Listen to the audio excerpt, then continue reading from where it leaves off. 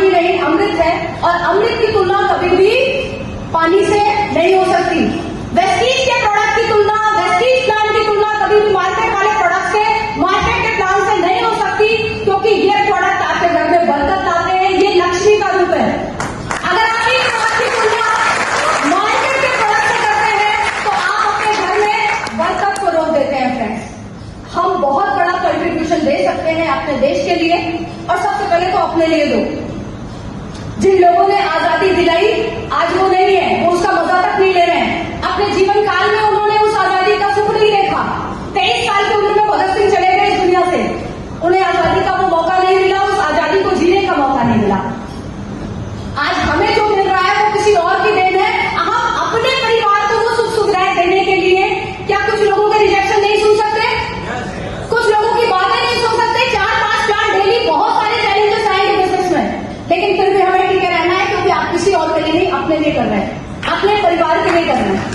और अपने परिवार के लिए करते करते कितनों के लिए कितना कुछ आप कर जाएंगे, आपको इस बात का अंदाजा भी नहीं है।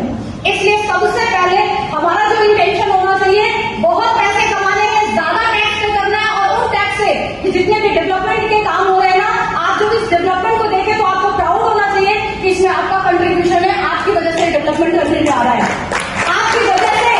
आप अपनी नौकरी को रिजाइन करिए, या आप अपनी नौकरी के लिए तैयारी मत करो भाई। अगर आपने खुद को नौकरी में नहीं डाला, आपने वो नौकरी किसी के लिए दान कर दी, और ये सबसे बड़ा दान है, सबसे बड़ा दान है।